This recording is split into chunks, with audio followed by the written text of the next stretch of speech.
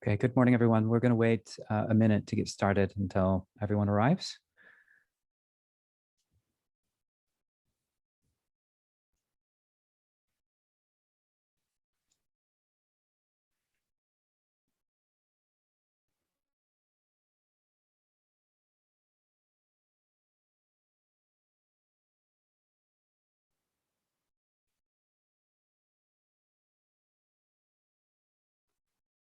We'll give it just another 30 seconds or so before we get started.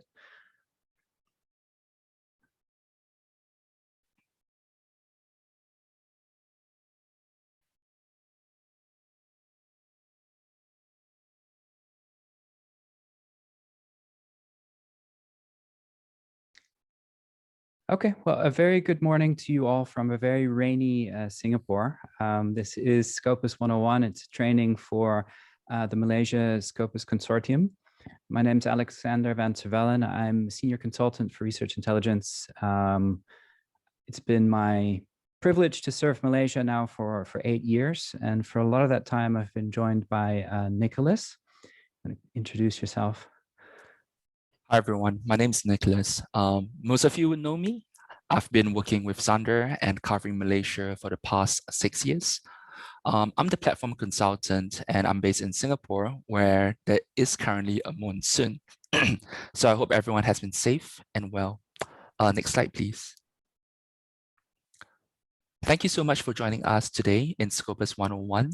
And in today's agenda, we'll be doing a quick introduction on Scopus and the content that lies within it. We're talking about what is currently new in Scopus, what are the current updates, what are the current content updates. We'll demonstrate to you the key search and discovery use cases, coupling together with the new updates that's being rolled out on Scopus. We'll demonstrate key analytical use cases. And last but not least, we'll show you how you can get your certificate for today's training. We mentioned that there'll be a series of workshops and trainings, and there'll be probably about 6 of them for every month from July all the way to November. We'll be talking firstly today's session on Scopus 101 on how you can search, discover, and analyze your peer-reviewed research. The next section will be on how you can identify which journals, books, and conferences are included in Scopus, how you can identify active sources versus discontinued sources. The analytical features of Scopus will also be explained in a separate session and how you can leverage on this to your advantage. 5th October, we'll be talking about Scopus author profiles, how you can refine your profile, how you can find peers, competitors, and collaborators. Later in the month, we'll cover journal metrics in Scopus and how you can leverage on them. We will be talking about CiteScore 2020, which has just been freshly launched, SNP SGL, amongst other metrics. The last session in November will be to cover on funding acknowledgements and any other Scopus features that you may have not been leveraging on. So please take out your phones, scan your QR code so that you can sign up for the upcoming Malaysia Scopus Consortium webinars that you can see over here. So to add on to that, the QR codes you can use to sign up for the individual sessions. The really big QR code on the right, you can use that to download the PDF that has an overview of all of the sessions with links that you can click on to sign up. All of these sessions are dedicated to the Malaysia Scopus Consortium, which is for the 20 public universities in Malaysia. So we look forward to seeing you at these sessions. They're webinars, so we can't see you or hear you, but you can make yourself heard by using the Q&A function. You can ask questions. At the end of the session, we will try to answer some of these questions. We'll also be sending around the recording of each one of these sessions after it's done. And before we move on, I think I want to launch a very quick poll and see who you are. We want to understand a little bit more about who you are and what role best describes you, whether you're a student or a researcher or so forth. So let's give it a minute or so to let everyone respond.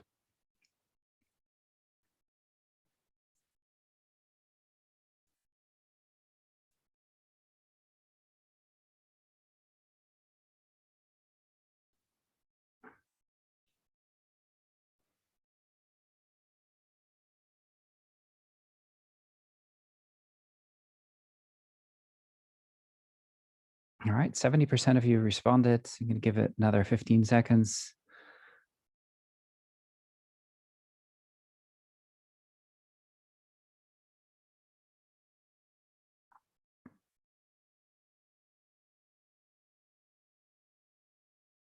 All right, 5, 4, 3, 2, 1. All right, I'm going to share the results now. So we see that is a good range of different roles where a lot of you are students, but there's also a lot of researchers, faculty, librarians, hello, if we know you, administrators, and also some people in management or executives. So that looks like a good spectrum of different types of people. Yeah, welcome everyone. We'll try to provide the training in a way that's meaningful to everyone. But again, if you have specific questions, please use the Q&A box. We're going to leave quite a bit of time to respond to those questions.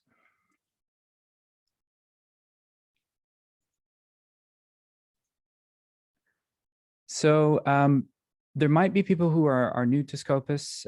So just a quick overview of what it is.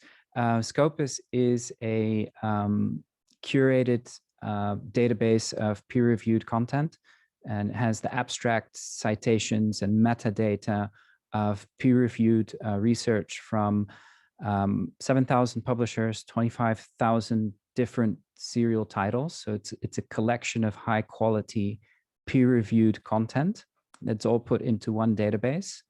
It's highly structured data, which has affiliation profiles, author profiles, and it's there for the purpose of searching and discovering research, right? So as a researcher, you can keep up to date with research, but it also has analytical features that can help you to understand differences in quality and understand who is working where and who's working together, and looking at journal profiles, author profiles, and so forth.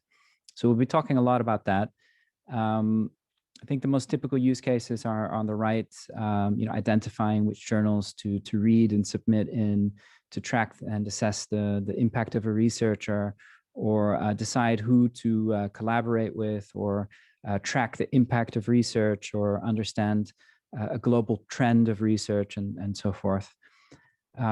Scopus is used also by the university rankings. Both Times Higher and QS World University Rankings exclusively use Scopus and publication and citation data for their rankings exercises.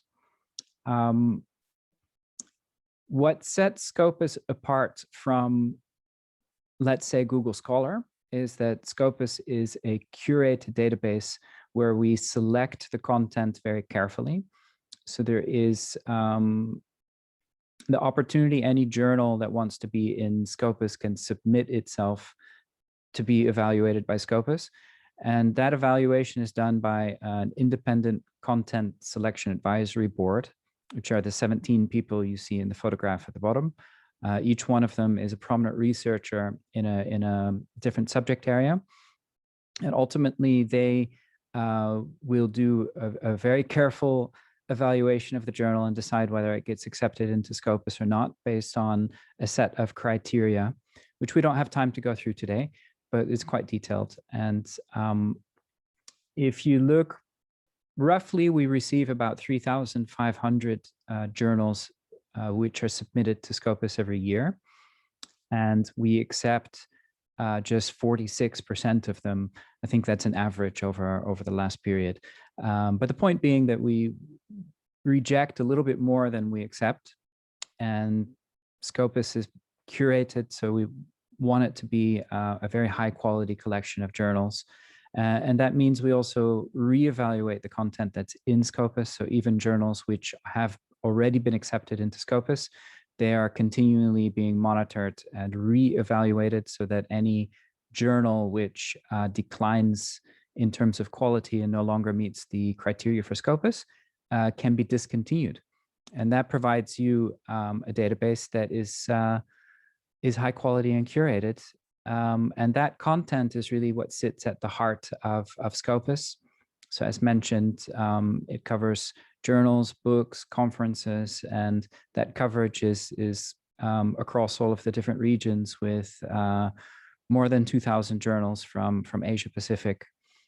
On top of that content, we build profiles like author profiles. Every single author that has at least one paper in Scopus has an author profile. It's algorithmically created, so it's already there. You don't need to do it.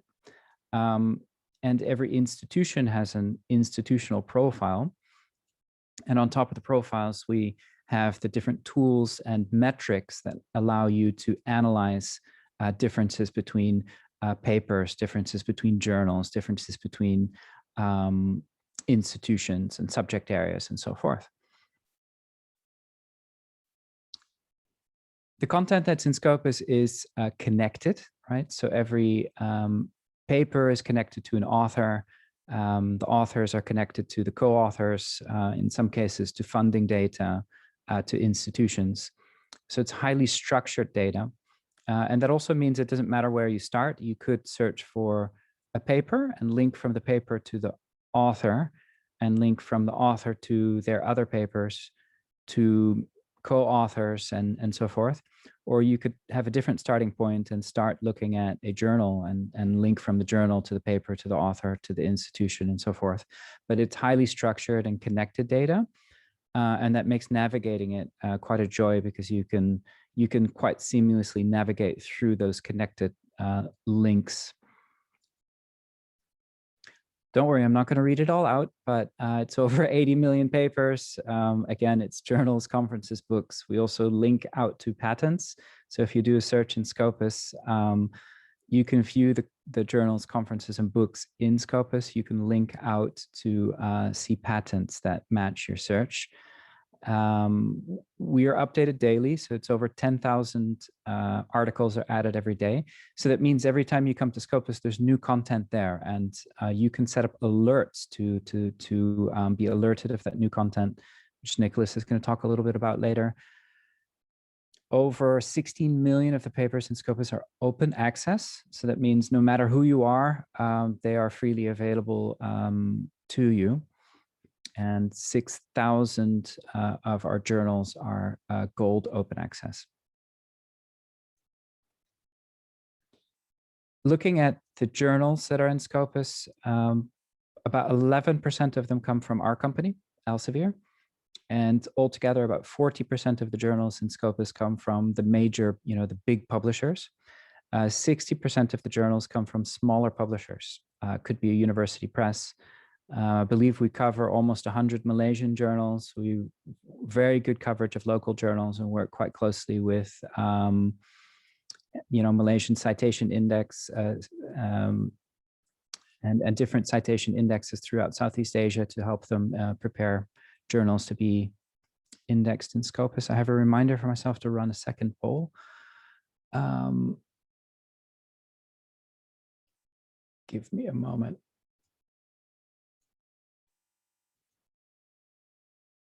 So I'm curious, I'm going on about Scopus, and we wonder, how often have you used Scopus? Is it something that's new to you? Is it something that you use often?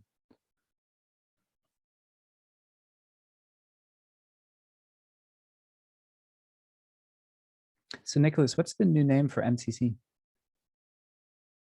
Malaysian Citation Center. Yeah. I think they changed their name, right?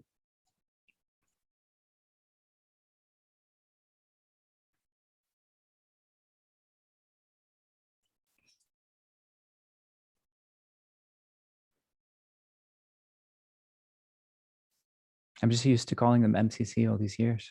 And then I realized when I was saying it, oh no, they changed their name.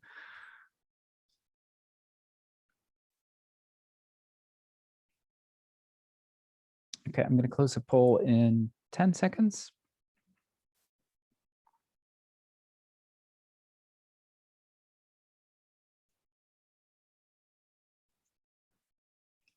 All right, so 7% of you said you've never used Scopus, so it's good that we're starting from the beginning. Most of you said sometimes, but not often. There might be good reasons for that, but if it's because you're not sure how things work, we hope that today works. And then we have about half of you are regular users, at least monthly, with quite a big percentage, either weekly or daily. So that's fantastic. Thanks for sharing that.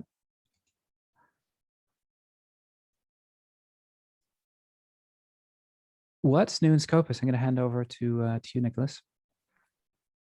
Next slide, please.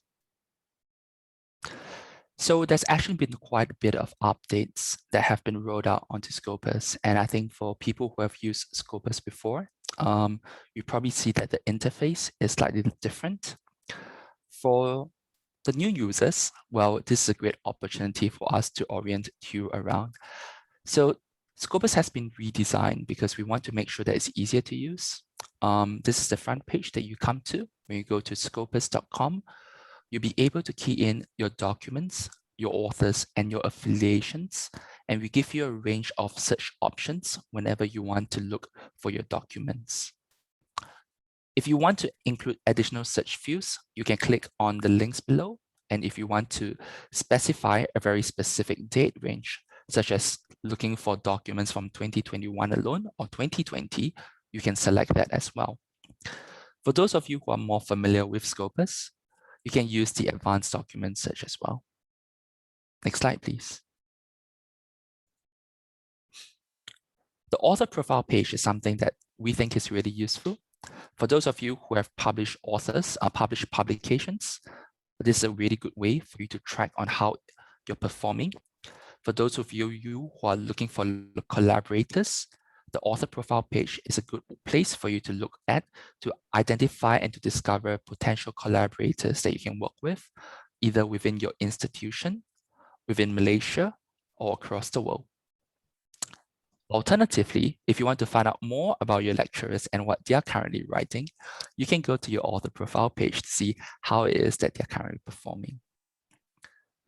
One of the big changes that we have done to the author profile page is to change the layout and to highlight the metrics that the authors have been linked with. So we can see, for instance, the documents, the citations, the H index. We can see as well interesting things and new rollouts such as topics. Topics is a very interesting area in which you're able to identify what are the subtopics of the area of research in which the author of the publication is currently doing. We also have a beta testing going on in place for grants awarded as well. So this author profile page will encapsulate everything. So you're able to identify what documents the author has written, where he or she is getting the citations from, the H index, as well as topics. So please browse through this page itself to find out more information about authors itself. Next slide, please. There's been quite a lot of discussion going on in Malaysia with regards to open science and open access. What we have done is to improve open access functionality, where you can actually now browse it. You can find out and identify all open access documents. You can search for Gold open access documents. You can take a look at hybrid gold, bronze, as well as green publications. So fully Gold open access articles will also allow you to click on it so that you're able to see the full text article, because this has been made fully available for readers as well. Nicholas, do you want to explain a little bit the difference between open access and the traditional publishing model in case people... Oh yeah, that's a very good point. Thanks for sharing that, bringing that up, Sander. So to showcase and to talk more about open access types of publications for those who are not aware, so publishing has come across primarily mostly through subscription models. Basically, if you're a reader at a library, you would have to pay for the journals to be able to read the content on it. Go Open Access has come about when there are funds being provisioned so that the author can make his publication or her publication free for all to read. So basically, instead of readers paying, authors themselves are paying for their publications to be read by everyone else. We have also bronze and green models. Green models are basically publications that are being made available in hybrid journals. Some of them will have access made available after an extended period of time, maybe sometimes 6 months to a year. So it really depends from model to model. As a reader, you can select on this to browse through it, to click on it, to get access to it when they've made it available for you. So next slide, please. There's been increased funding acknowledgements as well that's been made available so that people are able to identify more about funders. We understand that across Southeast Asia, there's been an increase in terms of requests to find out more about funding acknowledgements, and this has been built into the system itself. So not just only within Southeast Asia, but across the world, now you're actually able to see more information about funding bodies, the types of funds and grants that has been provisioned for what area of research. So by selecting this, you'll be able to go to articles that have been funded by funders, and you'll be able to find out additional information within the abstract itself. Next slide, please. So for those of you who have used Scopus before, you come to the abstract page and you tap, and now you find that the metric page looks slightly different from what you have been used to. This is part of our ongoing redesign and updating program. This page was launched only very recently, and I think it's very useful. Now you'll be able to see very clearly how many citations this article has gotten on Scopus. You'll be able to view the number of counts, and we allow you to click on it to view the full list and range of metrics that I'll be talking about shortly. You'll be able to see very clearly what is the document type and the article, the journal source type, the ISSN, and the DOI. So for those of you who don't know, DOI refers to the Digital Object Identifier. It's the unique identification of the document itself. ISSN refers to the individual identifier of the journal itself. So that's actually pretty helpful. You'll be able to see the title of the publication, the contributors, and the affiliations they're from, right? So the researchers from here will be from Brigham and Women's Hospital in Boston, Moderna, Cambridge, Baylor College of Medicine, and Centex Studies in Houston. On the right side, I think this is really interesting. You'll be able to see the sources that have been citing this publication. When you scroll down a bit, which is not available on the slide, you'll be able to see related documents. And related documents, I think, is actually very useful because it leverages on the similarity of keywords on this current publication for you to identify other potentially similar sources of research that you can be browsing through on Scopus itself. So this is essentially the update on the Scopus metrics and view counts. Next slide, please. Just to add on before we move on, I think one of the main changes is that we've added a views count. And in case you're wondering what that is and how it can be used, traditionally we use citations to measure the impact of a paper.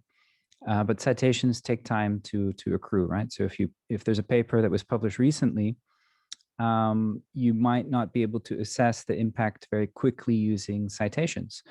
And the reason that we use a COVID paper, COVID vaccine-related paper here, is because all of the COVID research is new. So when you have new research, one of the ways that you can very quickly understand if it's being read a lot by people is using a views count. And the views count represents the number of times that the abstract has been viewed in Scopus, or that people have linked from the results page directly to the full text. So that's a complementary view. You can use both citations and views to understand how a paper is being consumed or how it's affecting other people. But Nicholas is going to talk a lot more about that when we, I think, talk about the Plum metrics. But I thought it was worth mentioning already. But there we go to Plum. So maybe I've jumped the gun, Nicholas. No, that's perfectly fine. It was a good segue. So one thing you identify over here under Scopus Metrics, before we go on to the Plum, I want to talk about field-weighted citation impact. So field-weighted citation impact is a metric that was developed so that we can identify how well this research article is performing in relation to other research articles from a very similar topic. So we can see that in this article, it has 688 citations in Scopus, right? But based on, and it was published in about 4th February 2021. So it's actually a very new piece of research as well when we saw it just now. The FWCI normalizes research across all subject areas. So we'll be able to compare apples to apples and oranges to oranges. So we can see in this case, the FWCI is 1,660, which is actually really, really high. So leverage on this whenever you're browsing for research in your own very unique subject areas and topics, right? Because the be all and end all should not just be with regard to citations and citations alone. What we really want to do is to encourage people to understand the significance of the research in their own unique fields. So take a look at the FWCI as well. Following on, we have what we call views count. This was last updated on the 19th of May of 2021. It's when it's updated and you'll be able to browse through this as well. This was a new metric, like Sander mentioned, that was basically built into Scopus recently because we also want people to understand how information and metrics can be tracked accordingly as well. The next one that you're looking at is what we call Plum X Metrics. So Plum X Metrics was built into Scopus sometime in July 2017. It was really built into it to give people an alternate way of consuming metrics. And it's really broken down into 5 key areas: into usage, into mentions, into citations, into socials, and others as well. You'll be able to see the abstract views, the mentions. When we see mentions, we'll be able to see Q&A site mentions, news mentions, blogs. For citations, we see how it's being tracked to citation indexes. And also crucially on social, you'll be able to see the tweets, the likes, shares, and retweets, etc. Next slide, please.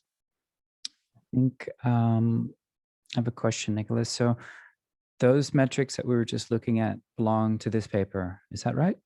Yep, that's right. All right. So this is a paper that was published this year in February. That's right. And we might wonder how much is this paper being, impacting other people, right? There's always that question of impact. And we can see certain amount of things just on this article page. Like we can see that it has been cited 688 times. Mm-hmm. It's been viewed.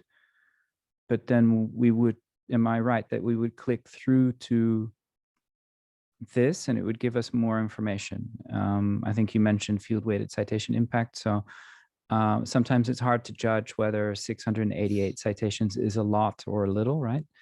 And what this says is that it's actually 1,600 times more than the world average citation level. So you could say that this paper is incredibly highly cited. It falls in the 99th percentile or top 1% most highly cited papers.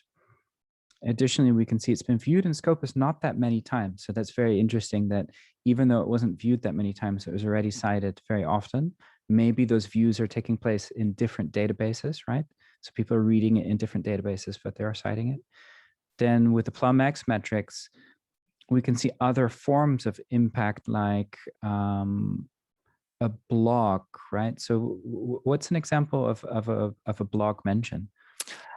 I like where this is going. So if you go on to the next slide, we can see that in more detail.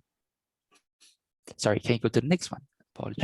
Next one, sorry. Yeah, next one. So this, you already had this already mapped out. So I'm always jumping the gun. I apologize, Nicholas. No worries. But before we go to this page where we can address your question, can we go to the previous slide? Yeah. One slide back. Okay. So remember I mentioned there were 5 key areas within Plum X. So it's really a very comprehensive item level metric that shows people how you can consume research output.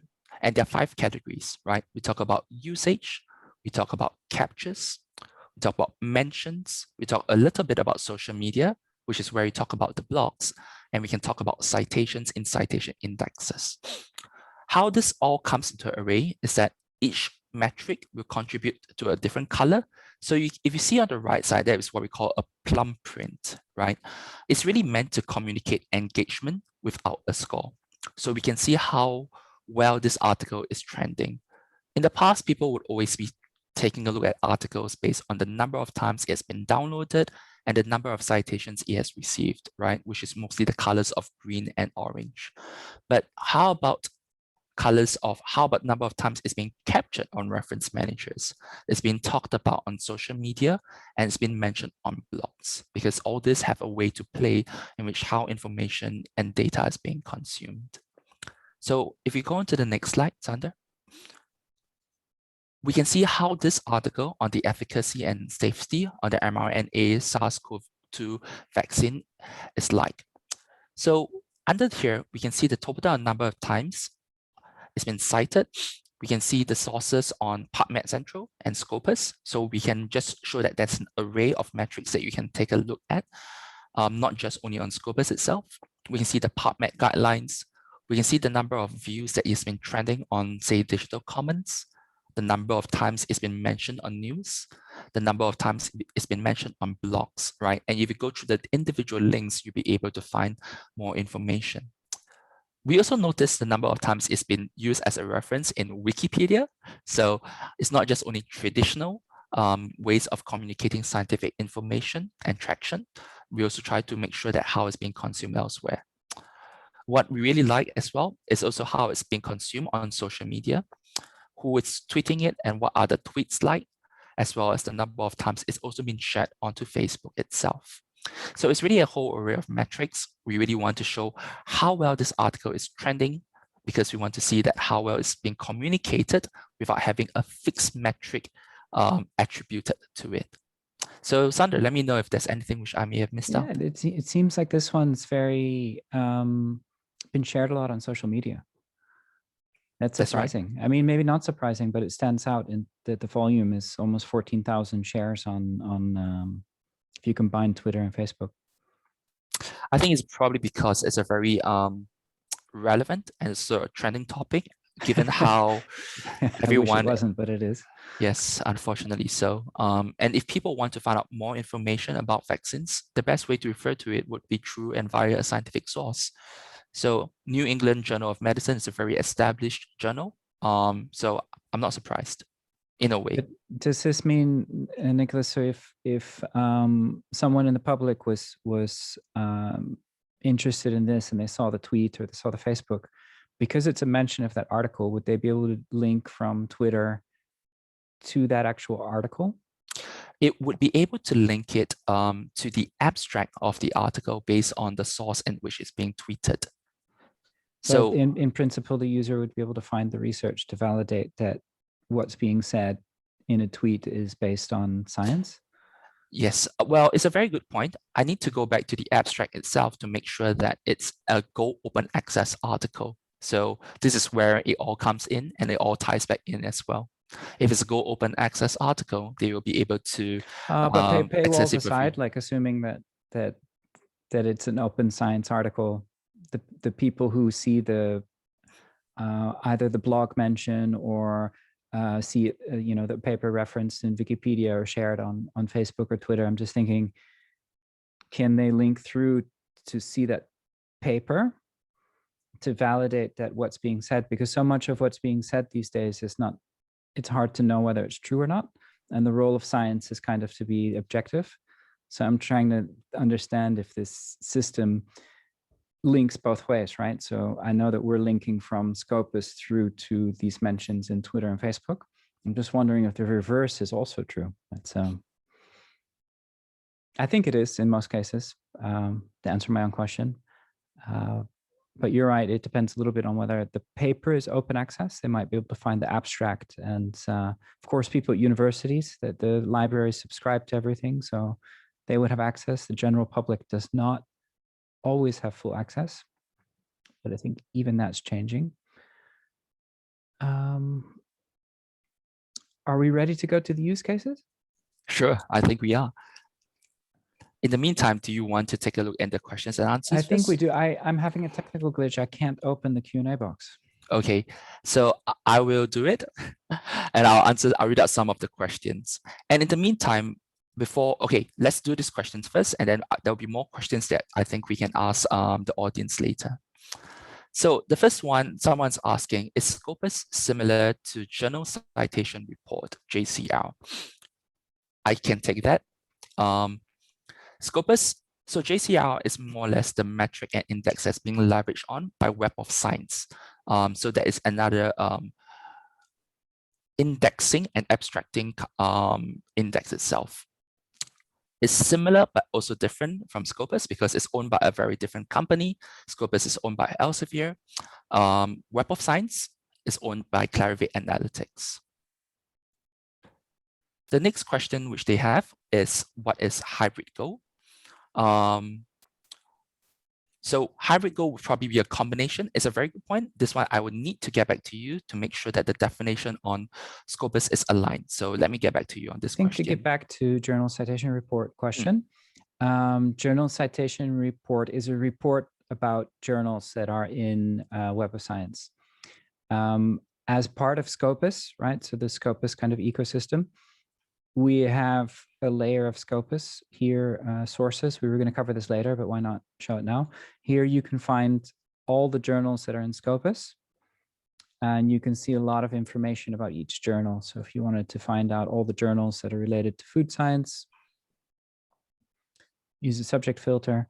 If you wanted to see the ones which are open access journals and top quartile, you could identify them. And if you click on the journal, you will see different metrics representing the quality in the subject area, and you can link out to the homepage of the journal and so forth. So we are not Journal Citation Report, that's a different company, but we do have advanced journal finding capabilities in Scopus. So that's there for you to use to find journals that are relevant for you and understand what they publish in. You can access all their papers and understand their the quality level relative to all other journals publishing in the same area.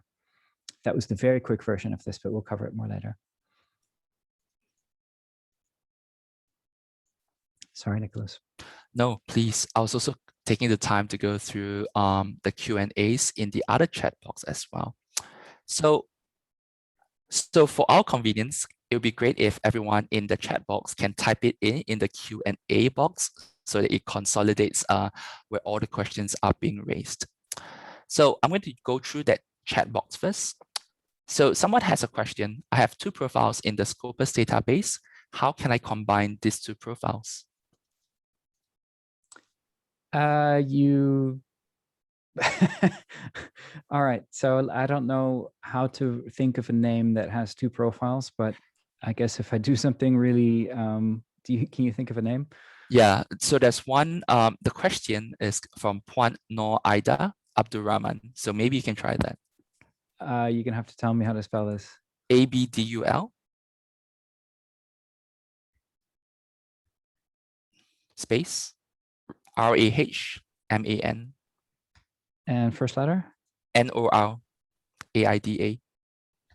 NORAIDA. Noraida Abdulrahman, that's a nice name. I have not done it correctly then. Oh, no, no space Ida. Yeah. There you go. So these are both the same person, correct? Yes. All right, we're going to assume that's true. So if these two people are the same person, and you can, of course, let's be a little bit responsible. I can click through to the profile and you go, hey, supposing that you do this, and you say, hey, this is me, right? And you look here and you say, these papers are also mine, or they're my best friends, or so forth.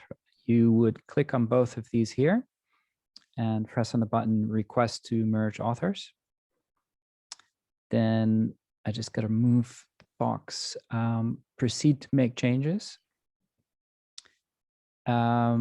Now, I don't know what her preferred name is. Maybe she can put it into the box, into the chat box. Which name do you want to have displayed in Scopus? It's the preferred name, the format.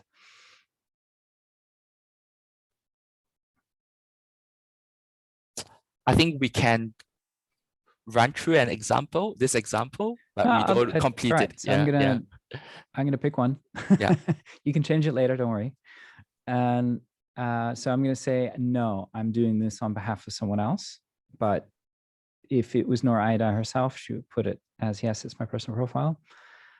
And then it's gonna run me through process of saying, can I confirm that all these papers are mine, right? So, or that they're hers. If there's a paper in there that doesn't belong, you can unselect it. If there are still missing papers, you can search for the paper here. You would search using the title.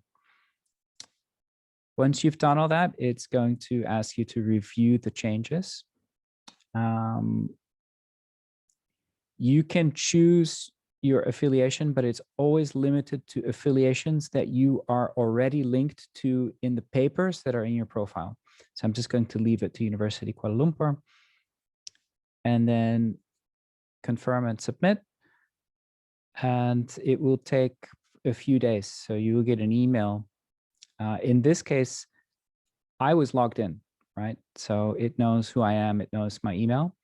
To do this, you might need to, do you need to create a login to make these changes, or will it ask for your email address if you're not logged in? I'm not sure. But in any case, sometimes it's worth it to create your login. You don't have to, like Scopus's IP access. You can access it anywhere within the IP range of your university. But if you create a login for yourself, means that you can set up alerts, you can save searches. There's a lot of cool stuff that you can do. So totally worth it to take 30 seconds to create a username. And it also means that when you submit feedback, it knows who you are and it will email to me that I've done this, and it will also email me when it's been completed. But basically, Noraida Abdul Rahman will have one profile a few days from now in Scopus. So it's that simple. Great. Nice one, Sander. So the next question comes from why are view counts less than citations count? Shouldn't it be the other way around? Because there'll be more viewers than citations. That's a very smart question. It could be either. I think the example that we looked at, it stood out that the citations were more than the views. In many cases, the views may be more than the citations, you're right. But what we're looking at here are views in Scopus, while citations can be based on people reading the paper from any database, right? So in some cases, a highly cited paper, like the COVID paper that we're looking at, COVID vaccines, might be more highly cited because we're not able to track all of the readers. People might be reading it outside of Scopus and citing it, while we only capture the people who have been viewing it in Scopus. But you're right. In many cases, the views will be higher count than citations, but not always. Thanks. The next one will be on what usage means on Plum X Metrics. So to share with you what usage. All right. Should we do this live and just find the paper? Sure. Maybe the graphene was always the hot topic. Yeah. I'm so done with COVID. Let's look at graphene instead. So we can do just that. All right. The rise of graphene. So nature. We always use this as an example because it's a very highly cited paper and everything looks different, Nicholas. Really does. Yeah. So here is a view all metrics button, right? Mm-hmm. So again, it's cited more than it's viewed. That's probably because they are going directly to this article, directly either from other links as well, and not necessarily via through Scopus. So the question was they wanted to know more about Plum X Metrics and what usage entails. So if you click on Plum X Metrics over here, you'll be able to find out more information so here about we have the basic overview of Plum X Metrics, but you can also link through to a dashboard, right? And this dashboard shows all of the Plum X metrics for that paper that we selected in Scopus, The Rise of Graphene. And which one are we interested in looking at? Usage. The one in green. Yep. Yeah, you want to give it a go? Yeah, of course. So under usage itself, we can see the number of times it's been viewed on different readers, such as EBSCO, for instance. We can see the full text views. We can see the number of times it's been used daily, as well as additional link outs itself. So that's what actually usage entails. It's also not just only via Scopus, but also other affiliated teams that we work with as well. So this is one example in which you can see how usage is being tracked on top of just captures. So hopefully this answers your question on what usage actually really means. And to build on that, what I like about this one is the number of captures. So that 28,000 people added this paper to their Mendeley reference manager. So that's what stands out for me, is that the incredibly large number of people have added it to their reference manager. But yeah, let's stick to the program. And are there more questions that we want to answer now? Yes, give me 1 second. I'm going through it as I was answering it.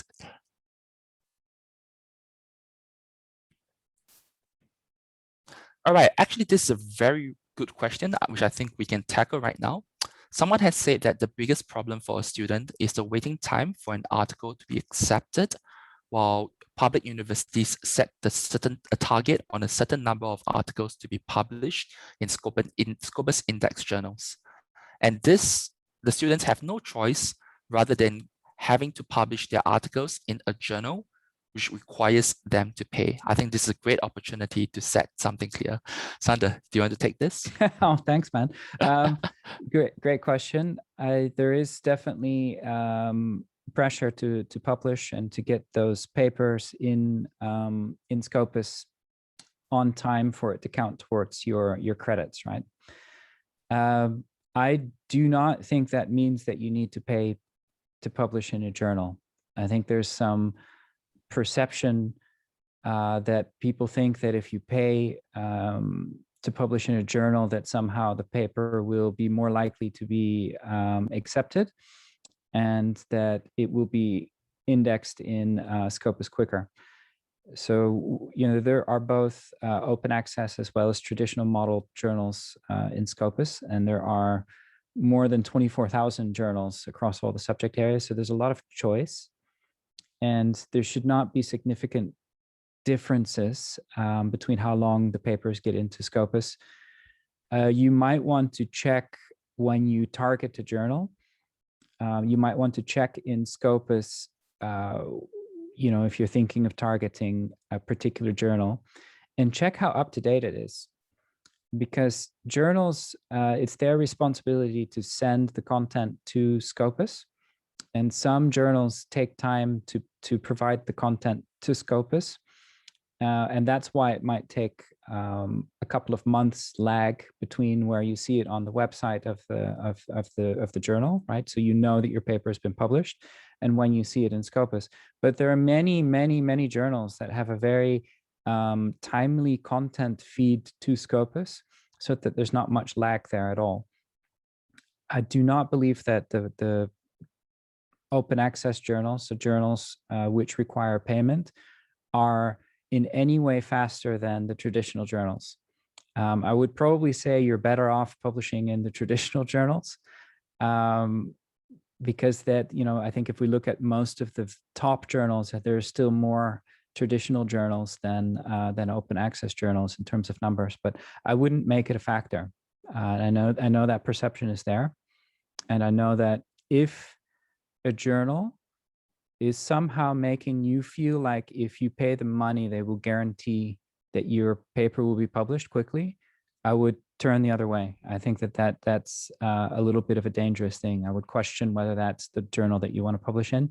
You always want to be sure that the journal is publishing your manuscript purely based on the quality and match of your manuscript to, you know, in terms of subject area, content, and quality, to the journal scope and aims. That should be the primary consideration of the journal. If you think that the payment somehow is guaranteeing your acceptance and speed of publication, then I would be concerned about that. So any good journal, whether it's open access or not open access, is really focused on the quality. The payment is just a detail, right? Either the reader pays or the publisher pays. So it's. I can't agree more with you over there, Sander. And I think a key concern and a very common misconception is that the assumption is that if you pay, the article will be published faster. And this is definitely not the case. The payment actually, in most Go Open Access journals, what actually really does happen is that they would go through the same peer review system as a normal article, right? The only difference between Go Open Access and a normal subscription journal is what does the author want to do? Does he want readers to pay for it, or does the author want to pay for it? That is actually a very key definition between Go Open Access as well as subscription. So people can't, and my suggestion is that when you want to have your articles published faster, there really is no shortcut around it, right? Someone has mentioned in the chat later with regards to predatory journals, and this is a very good example. Don't let other journals prey on your need to have to publish faster. At the end of the day, the process is still the same and there are no shortcuts around it. So this actually seeks into one of the questions in the Q&A box. Someone's asking, what is the difference between Go, hybrid Go, and probably along the way, I'm going to talk about bronze and green as well. So Go is basically articles that are published in Go Open Access only journals. So the entire journals itself only publishes Go Open Access. Hybrid Go is when the article is a Go Open Access article, which is published in a journal, which also provides subscription articles as well, right? So it's kind of like what we call a hybrid journal. Bronze is what we call a free to read by the publisher. It's really the published version of a record or manuscript that's accepted for publication, for which the publisher has chosen to provide temporarily or permanent free access. Lastly, green is basically free to read at a repository where the published version of a manuscript is accepted for publication and is available at the repository.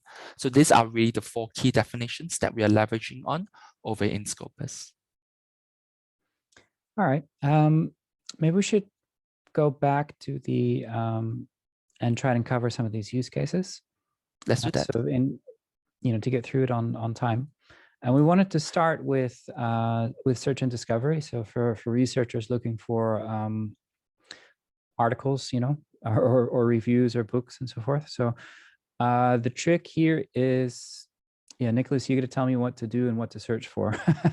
I think you can explain it. I did a very similar training 1 week ago, so I didn't want to repeat the same thing.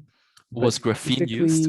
When we open Scopus, right, the landing page is a search page. You can search for documents, authors, or affiliations. And you have a lot of different fields you can search in. By default, it's abstract, title, and references. But what should we search for? Have you gone through graphene with them last week? I thought like a nice phrased search would be good.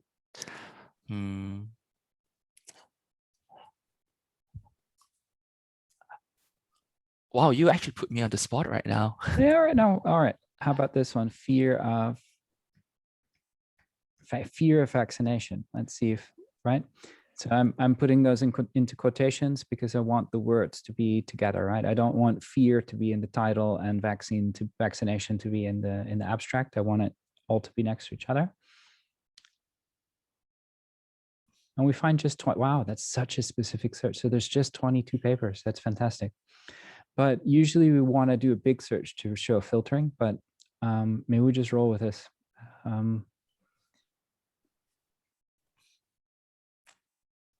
So we have 22 papers that mention fear of vaccination, and you can sort. Typically, it's done by date, right? So you see that the top papers are the ones that are published most recently, but you might also sort by cited by. So we get the highest cited paper at the top. And we can see this is an open access article, right? So we can see that 8 of them are open access, 5 are gold, 8 are green.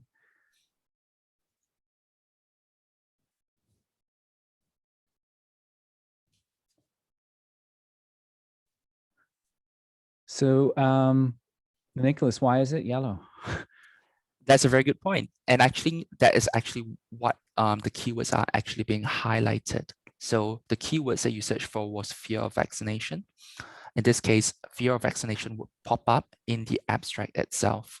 So when you put it in the phrases, all 3 words have to pop up, right? It's not or. So you see combinations of fear of vaccination coming up in this very specific search phrase.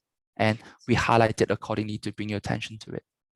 So we see that this paper is published by 4 people. They all work at the Texas Tech University in Texas. I lived in Texas for 10 years when I was young.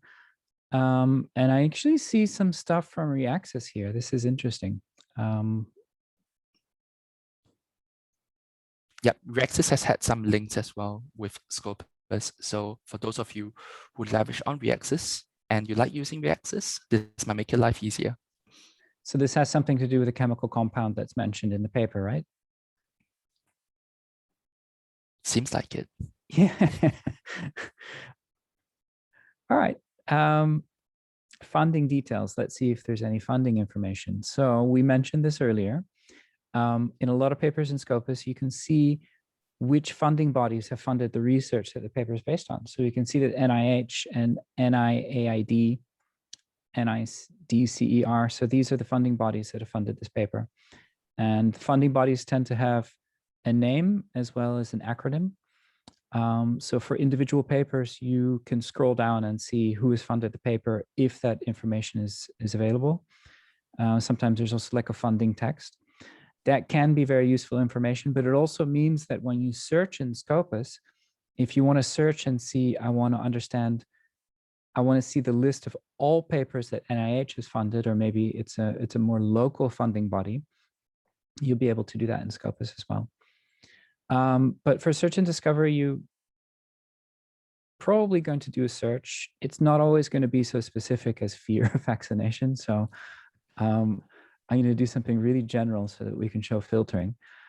I was going to do COVID-19, man. Oh. But I think it's relevant. Now you can find latest research on it. Okay. So here we have it sorted by most highly cited. But it's 167,000 papers. So you're not going to be able to read all those papers, right? So you're going to have to make decisions about what it is that you want to read. And you might, for example, let's say, I'm not interested in the medical aspect of COVID-19, but I want to understand the social impact and the psychology. So I would select those subject areas. And I might also say, well, I'm actually interested in review articles, take an overview of what's going on. So those are filters there. How about years? You can see the latest one if you want to. The one published next year? That's a bit too far in advance. We can narrow it down to 2021, I guess. Sure. Let's try this and let's look at, and I want to look only open access. So now I've got 986 papers. They're sorted by citation count. So you might consider to look at the most highly cited ones first. And so what, Nicholas, is, let's say that I want to read the top 10 papers. Should I download them all? Should I add them to a list, or what would be the right way? Let's say that I've done this search and I'm thinking I should, at the very least, read these 10 papers. Should I read them now, or I think there are different ways to approach this. So you could actually choose to either export this to find out about the metadata to keep track of it, or you can also select all this and try clicking download. Another one that you can do is save it to a list that you can see on the top corner. So those are actually different options. You can even add it to your Mendeley reader if you have Mendeley. Yeah. All right. So let's try some of those. So I just want to download the. All right. So it says I need to have a browser plugin, but if I install that browser plugin, am I right that it should download the PDFs that my institution has access to? Yeah, it should be able to. Now let's say I just want to do it manually, one at a time. So I'm looking at this paper. I'm like, yeah, I want to read this paper. You have it on the full text right there. Right. So I've got a button here that says full text. So Scopus is full of hints. So it says full text. It links us to the publisher, which in this case is Nature. And voila. Here's the full text. Just like, wow, they have very nice visualizations. Fake news, conspiracy theories. It's everything that's been on my mind, Nicholas.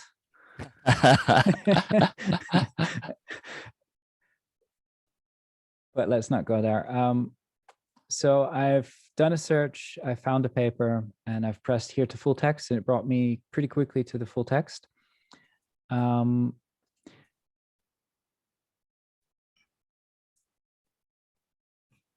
If I want to save these papers, I could add them to a list. So if I save them here,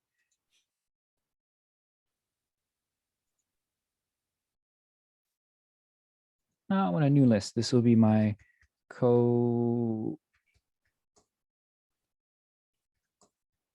just in my free time to relax, I'll read COVID research. I wonder what you do. What I do for excitement, I don't know. Okay, so now I've created a list, and here at the top menu, you can see I've got some fantastic lists here. I have apparently I saved 48 papers in 2008 when I was writing my thesis, and they're still there. That's amazing. But my COVID reading list are the 986 papers that we were looking at before. So that's one way to keep up to date with stuff. But we mentioned that Scopus is loading 10,000, was it 10,000 papers a day? I don't think there was a limit. I think Scopus updates everything every day, right? Yeah, that's what I'm saying. So 10,000 new papers are loaded into Scopus every day, which means right now I see these 986 papers, but tomorrow there might be new papers which match this exact search, right? And if I, instead of redoing the search, I want Scopus to tell me, hey, there are these new papers that match your search, I should set up an alert, right? That's right. Okay, so I've done the search. I don't need to do anything other than press this button.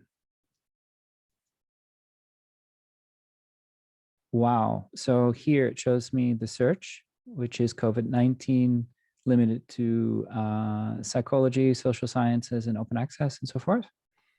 I'm going to call it COVID-19. I'm going to say I just want this once a month because I don't always want the excitement. Let's say on the 1st of every month, and it's going to send me a list of all the new papers, right? Since the last time that I went into Scopus, all the new papers that match that search. And that means in principle, I never have to go into Scopus and do the search, that Scopus will just remind me, these are the new papers that match that search. You could also set them up for other people. So if I said, I am thinking Nicholas really needs to read more. And I'm thinking for him, it should be every day. So I'm going to set this one up. You can thank me later, Nicholas.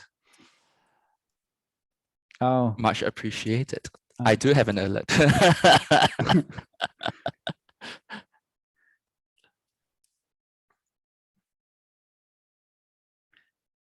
Okay, so I think we've spontaneously been covering a lot of the use cases that we had mentioned in the slides. And I'm going to quickly look at the slides to see what we've not done so far. Searching for people and searching for journals. Yep. All right. I'm going to wrestle with my screen to try and get back to Scopus.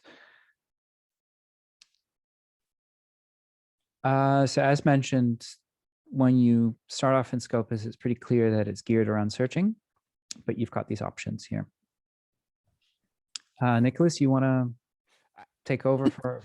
Yeah, let's do that. Actually, can we go back to documents? Sure. I think that's a very good way to seek into it. Can we search into COVID-19?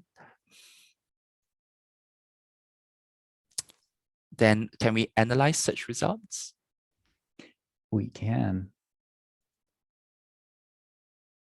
So when you're searching for a topic, sometimes you want to look for who are the top authors are, right? So if you scroll down by a couple of segments, you should be able to find who are the top authors who are writing about COVID-19 under documents by author. And this is something that the Analyse tool really does. You can take a look at documents by author and documents by affiliations. Can we take a look at... So what would I do if I wanted to know the top authors in Malaysia? Then we could actually go back to results, and then we can change the results as well. We can do it under title abstract keywords, or we can also browse it by geography. Right. So I'm going to go here and find Malaysia. Yep. Tell me if you see it. I would usually just Control F. I see it. And I win. All right. So Malaysia has published 1,703 papers related to COVID-19. Yep. And if I analyze the search results, all this stuff should be representing Malaysia. And it's these people here. Yep. There's a Professor Carl and a Dr. Carl and Dr. Hassan. So we can take a look at either one of their profiles.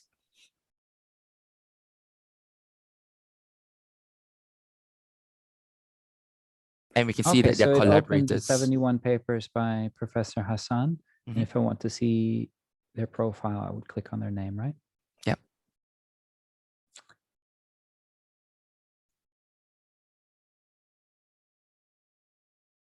So it looks like Professor Hassan is currently affiliated to the UK, but was affiliated to IMU and also USM.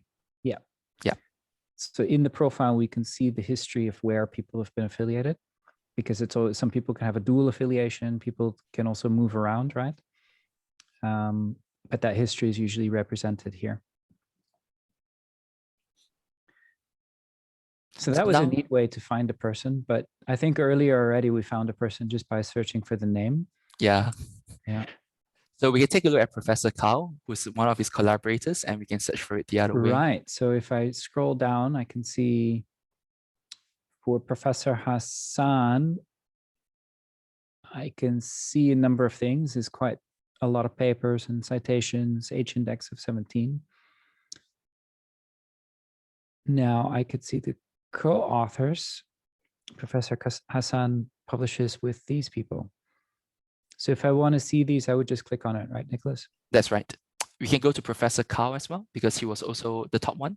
He was also one of the top most published authors in Malaysia as well. And we can see IMU.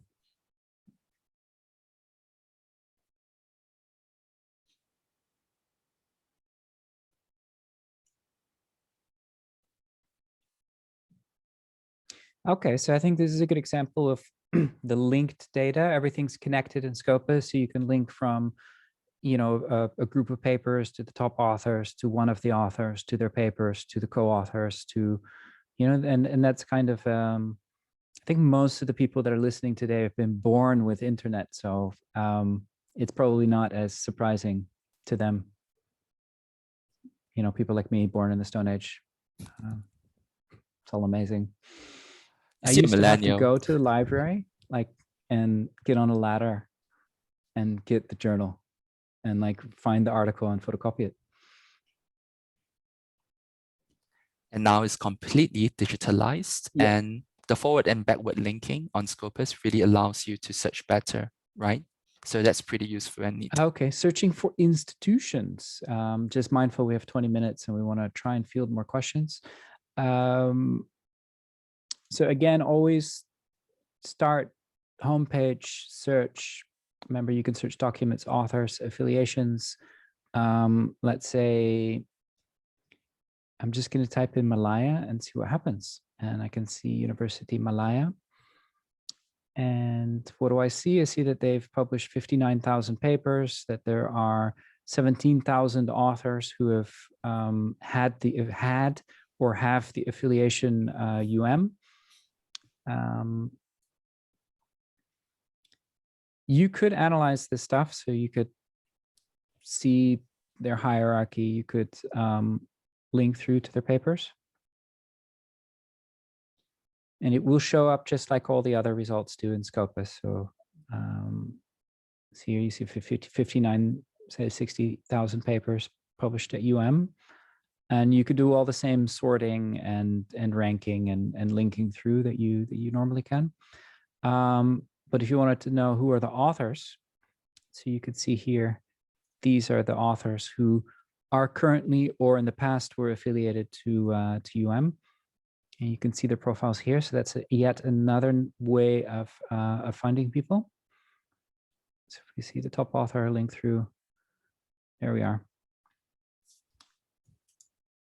And last, but certainly not least, and this one's all yours, Nicholas, is how do we search for journals?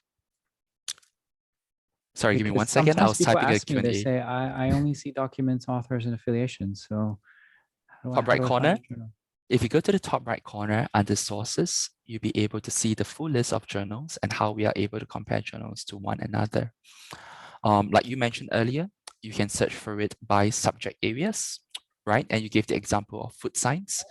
Okay. There are two what's other an ways. Area that I don't know. What's an area that someone today in the audience might be? Let's scroll down to social science. I love social science. It's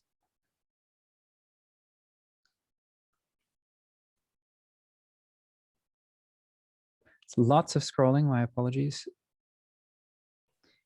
All right. So do you want to look at everything in social sciences, or we can talk about education? I think it's a very common topic as well, and development as well. Yep. Yeah. So it's 1,531 titles. So am I correct? This includes all serial titles. So that's journals, book series, and serial conference events. Yep. So we can also filter it accordingly by source type if you want to look specifically for journals, books, series, conference, or trade publications.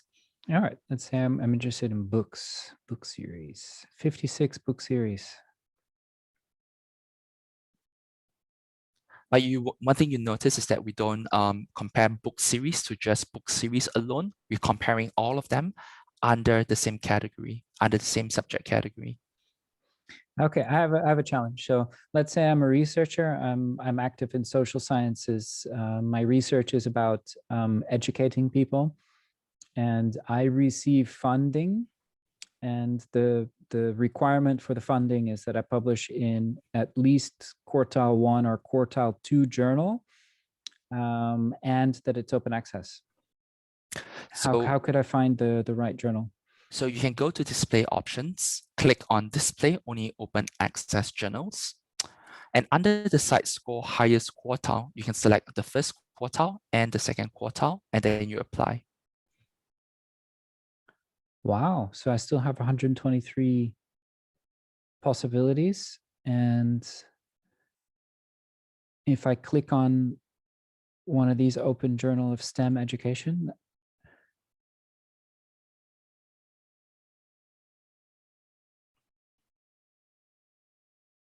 you'll find that the site score is about 5.6. We give you more metrics on SGL and SNP. And you can see this is ranked number 63 out of, sorry, Sander, you need to scroll down, out of 1,319 other journals. So we can see this is how it really ranks. And you can actually click on the site called Rank and Trend to see how well this journal ranks. Oh, it's going up. So this is a journal that's it's improving. This is really neat. So we can also see how many papers there are. So the question was, how do I know if this journal is up to date? I could click on those 42 documents and see, well, these are 2021 papers published in volume 8, issue 1. So you could make an assessment of whether Scopus is up to date with regard to this journal, if that's something that concerns you. And in most cases, you can link to the homepage of the journal to understand their the scope, the vision, whether your manuscript matches what the instructions are for the authors. So there we go. Right. Submit your manuscript.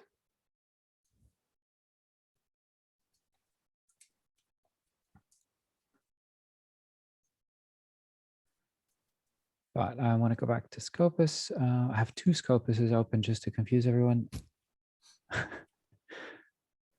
All right, so I can save this. What's that going to do? Oh, I can save it to a list. So I can make a list of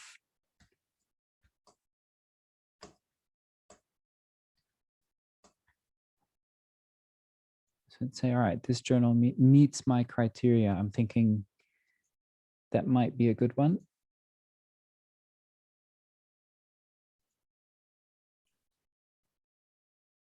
And I could look at any of these other ones. Educational psychology, that's right up my alley. Wow.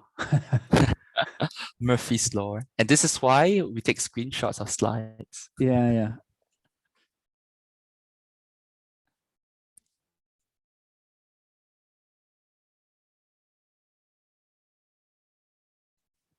I think there's some other questions that are being asked as well. All right, so let's move to, I think we've shown pretty much everything that that would cover Scopus 101, basics of Scopus. So we could focus on the questions. Yeah, so I'm going to take one question because they were actually is synced to this. So how someone was asking, how can we compare each of the journals they found? Because it's hard to compare in terms of publication response rate, frequency, acceptance rate. So this one, what we have shown you here is that we are able to compare the journals based on metrics, based on categories as well, so that you're aware of what journal exists in terms of education and how we can filter it accordingly. If you're looking for, say, publication response rate, frequency, and acceptance rate, you would probably want to have to use a different platform. I will share this platform with you, and it's a free-to-use platform called the Journal Finder on Elsevier.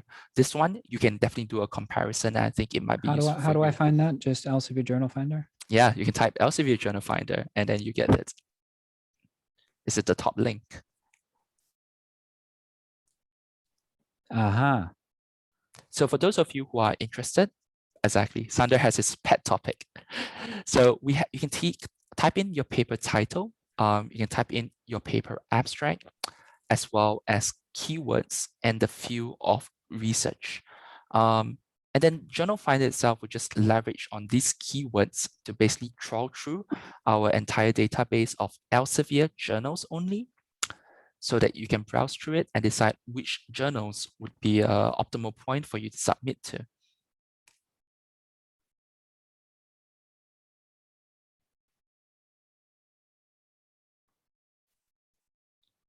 Great. All right, so Elsevier doesn't want to publish me. It's probably possibly due to the abstract length. It's like 4 words long. Yeah, but it's a good try. Well, so the other example you can do is, I think there are some sample examples you can click at here. Can you click on don't have an abstract? Yeah. Click on that. And then you can try, say, social sciences. All right. And then you can find a journal, and then we'll give you a range of journals. So you can see in this case, you can see the site score, you can see the impact factor, you can see the acceptance rate is 5%. The time to the first decision is 2 weeks, and the time to publication is 9 weeks. You can take a look at these 33 journals, and then you can compare accordingly on what you think are optimal areas for you to publish in as well. So I think this might be a good way for you to curate it. And I would say never use any of this in a silo. I would always encourage you to take a look at these journal titles and then go back to Scopus as a cross-platform link, and then to find out more about these journals in more detail. Okay. This would be my approach. But just to be clear, this is only for the Elsevier journals, right? That's right. And how many journals do we have? Approximately about 2,900. Yeah. Okay, so then that's about 11% of the journals that are in Scopus. For the remaining journals that are in Scopus, you would need to go to the publisher of those journals and look at the journal and see whether they share information on acceptance rates and that type of thing. So Scopus won't tell you everything, but it's a good starting point because you can search, you can see the journals, you can see how they rank, what subject area they're in. In a lot of cases, you can just link from Scopus to the homepage, but you have to do a little bit of homework to figure out some of that extra information. Yeah. Someone has asked, when they publish a paper with a publisher, in this case, Frontier and one with Agriculture on MDPI, their name comes across as two writers and how they can actually merge. So this question, I know you did a demo on author merge just now, Sander, but someone was also asking me the same question in the Q&A. I think we can just do it one more time quickly to show them how to do it.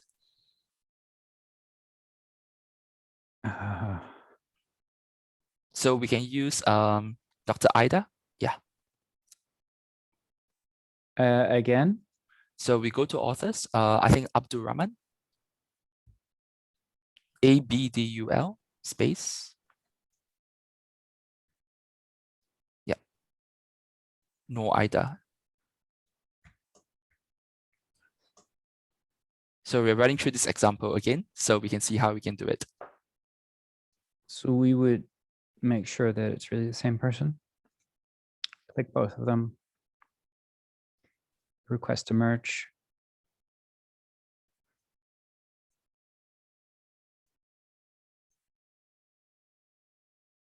So you choose which is the preferred display name. In this case, I'm doing it for someone else.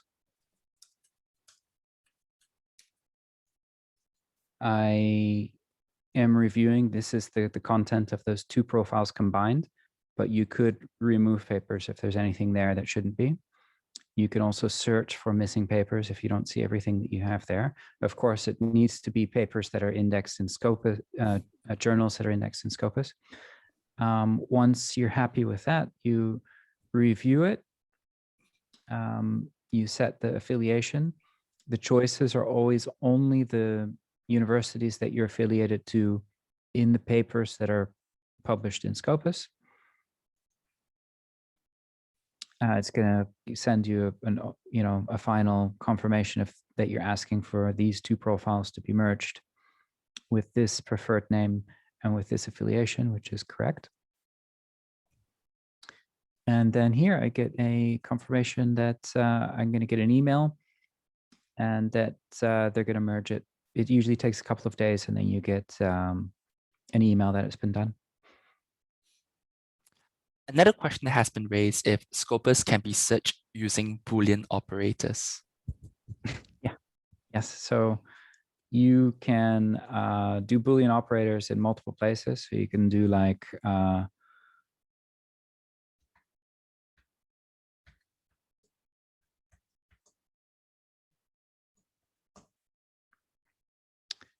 and not vaccine.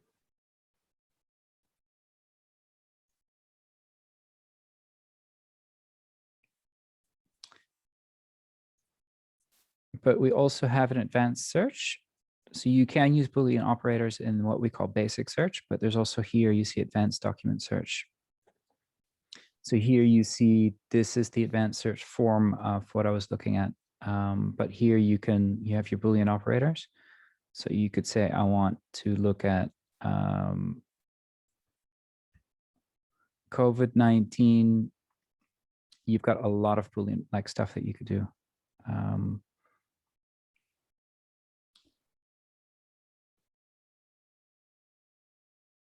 Right. So I want COVID-19 and vaccines to be very close to each other in the text.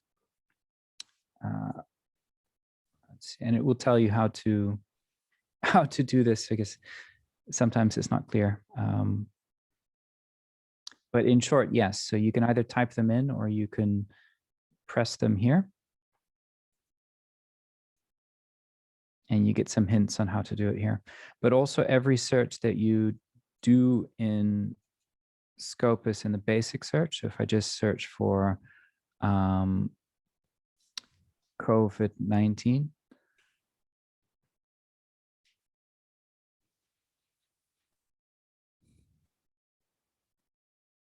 and I say, let's say only 2021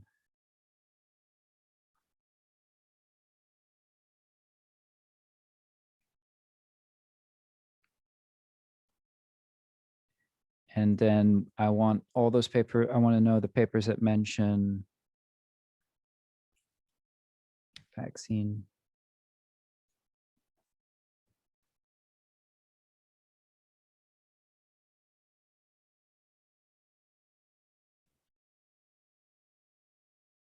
This here is my advanced search. So if I wanted to do an advanced search, if you press edit, you automatically, so that is with the Boolean operators, the advanced search of what I did using filters in basic search. You could have just keyed this in if you knew exactly what to do, or constructed it using the Boolean operators here. Often it's just easier to do in the basic search, but you can use Boolean operators if you want. So yeah, that's a long story short. Yes, you can use Boolean Yes. operators, and Sander has gone through a very detailed way on how you can leverage on Boolean operators using basic and advanced search. Sander, there's actually been a couple of questions on predatory journal. Someone has asked, and they are kind of linked, so I'm going to tie them both together. One is predatory journals, are predatory journals accessible in Scopus? Second question is, how does Scopus identify predatory journals? And many lecturers would submit paper which are not indexed by Scopus, and sometimes the journals are discontinued.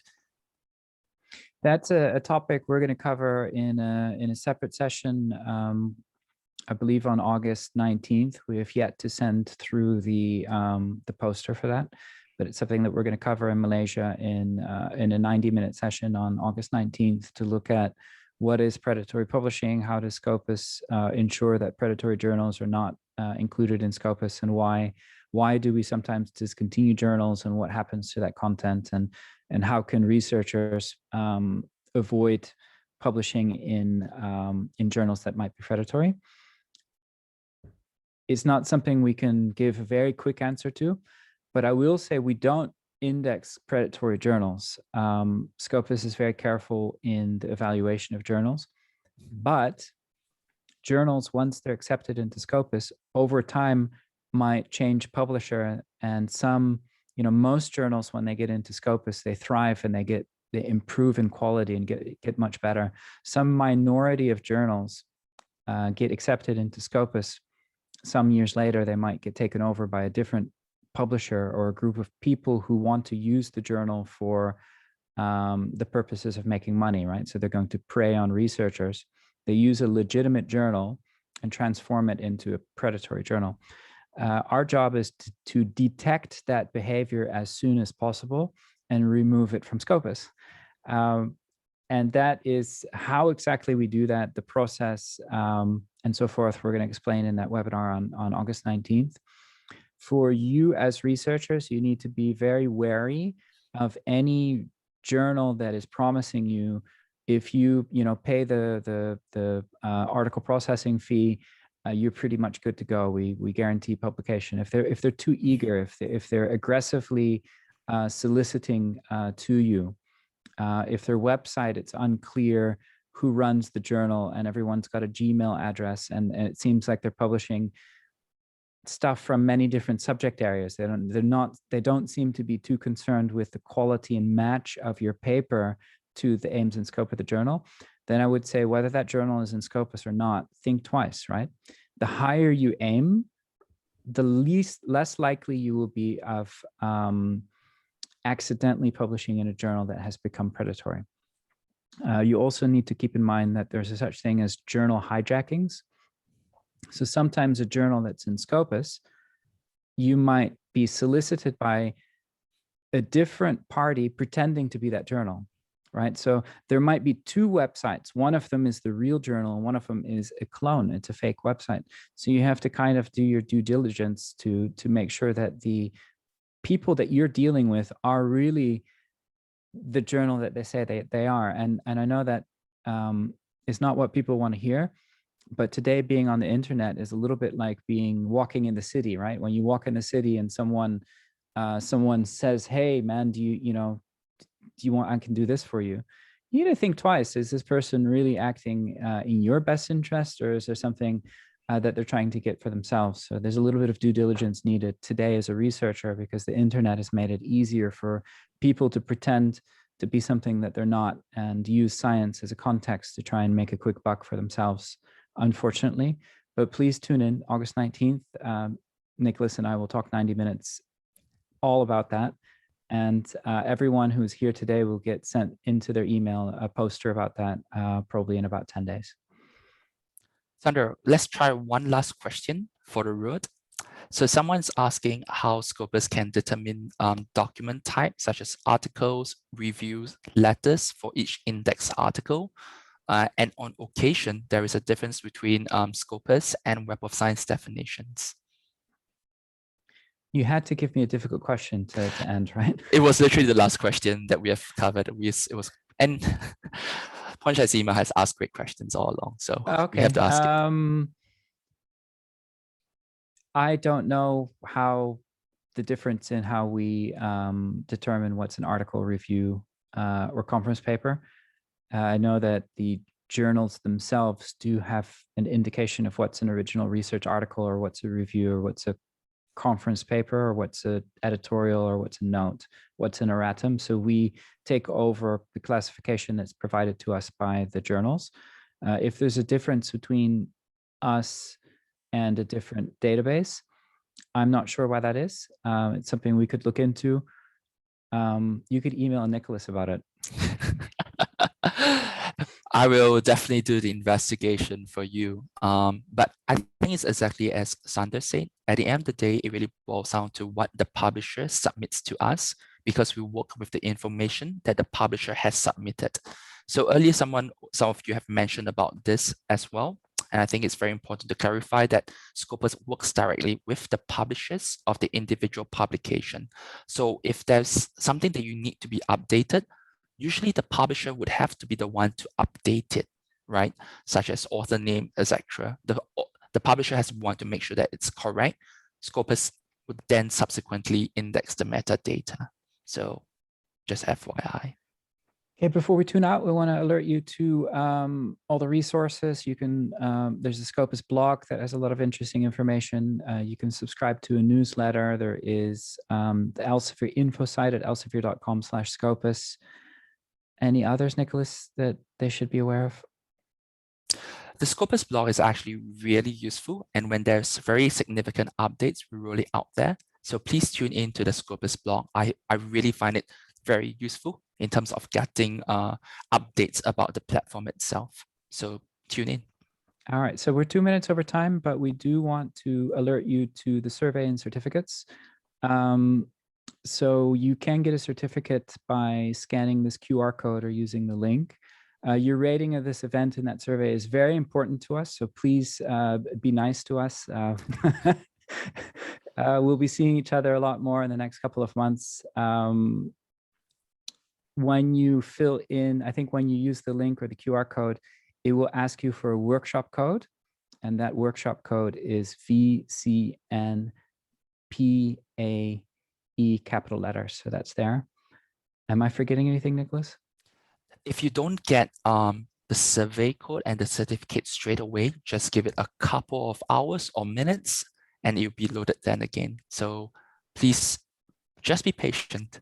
It will come eventually. And sometimes it won't happen straight away sometimes. So just wait for maybe at most a day, you'll be fine. I think for the certificate, they need to have a login for Researcher Academy for their name to appear. So for those of you that don't have if you really need the certificate, the platform that you get to via that link is called Researcher Academy. And at some point, you'll be alerted that you need to create a profile or a login and profile. I think that's just 2-minute process or something. Shouldn't be too bad. The good thing about Researcher Academy, it's a free site where you can actually participate in courses such as the one that Sander and I have just talked about. So you can go in and you can find that there are a whole plethora of different courses that you can do and tune into to help you with your researcher lifespan. So this is actually really helpful. So yeah, you're creating a login to get a certificate as well as to be able to join a course as well. Okay, with that, that's the end of today's training. So thanks a lot for sticking around until the end, and see you at all the next trainings. And yeah, I wish you all well. I hope everyone is okay. And I guess that's it for today. Stay safe and take care. See y'all.